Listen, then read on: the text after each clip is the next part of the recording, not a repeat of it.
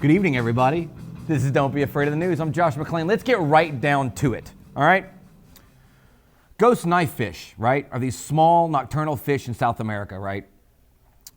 They use these electrical impulses to be able to see underwater all the time and in the dark. So Northwestern University is trying to use that science to as part of their underwater robot program. I want you to think how cool that could be, right? We could use that kind of technology. If we can get robots anywhere, we could use that technology to clean up any and all oil spills or like chemical spills anywhere in the ocean. We could find buried treasure. Then again, we could start World War III with the lost city of Atlantis without even realizing it was there in the first place. My point is, as long as Apple doesn't do the waterproofing, we should be okay. All right, recently, scientists found a donut-shaped rock on Mars. It was amazing. It wasn't even there when the pictures that were taken 4 days before. They're like, what is it? Is it a meteorite? Did it fall through the atmosphere? Is it just a prop left over from the movie Ghost of Mars? Well, they found out what it was. It's a rock. Apparently, when the Mars rover was climbing over a hill about I would say a couple feet away from the pictures, it knocked a rock, and the rock moved. So when it came back 4 days later, the rock was there.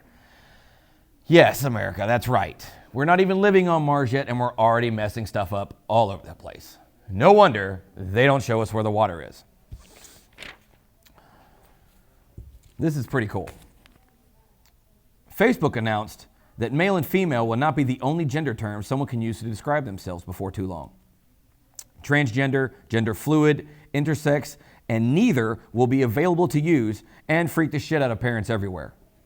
Now, while this sounds like Facebook is doing something nice for everybody, which I guess in one way or shape or form it is, but let's not forget, Facebook is here to make money off of all of us, okay? Just because now that they can specifically tell you what you are, they can specifically target you for advertising, and all Facebook wants is your money. Don't forget that. I mean, a Facebook employee was quoted as saying, "We're allowing people to express themselves in an authentic way."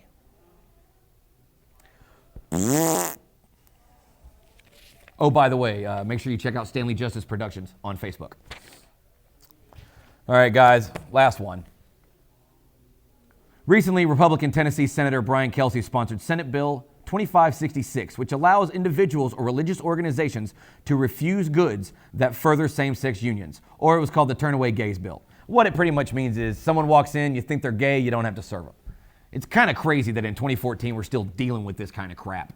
I understand.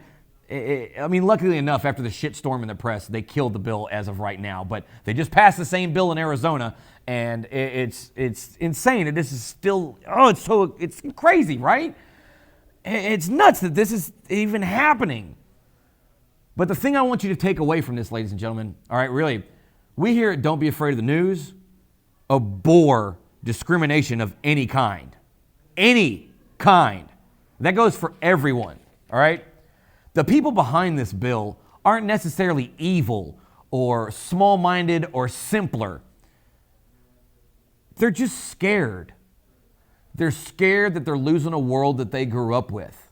They're scared that the world they know is just drifting away like sand through their fingers. And in a world where change happens all the time, that's kind of understandable. And if you hate on them, you're just as bad.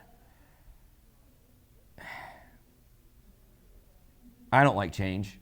It scares the hell out of me sometimes. But you can't hold back the tide. Let's take it like this. This year, the Super Bowl. Hold on. Let's back this up right. I hate modern music. I hate most of modern pop music. Really, I hate most of it. I'm just a grumpy old man watching it. I don't like most of it at all. Then last year, this last year, the Super Bowl happened, and it was Bruno Mars and the Chili Peppers. Some brand new guy who I knew next to nothing about with some childhood icons I had. And what happens? Bruno Mars was amazing. He was a showman. He hit his stuff right. It was a great show, and more importantly, the songs were really solid. And then the Chili Peppers played with him, and the stuff that I really loved as a child didn't really hold up now. It just didn't hold up. So there you have it, ladies and gentlemen. I was wrong. I was wrong. And I'm okay with that. Right? From everybody here, don't be afraid of the news. No fate but what we make. All right? You guys have a good night. See you next time.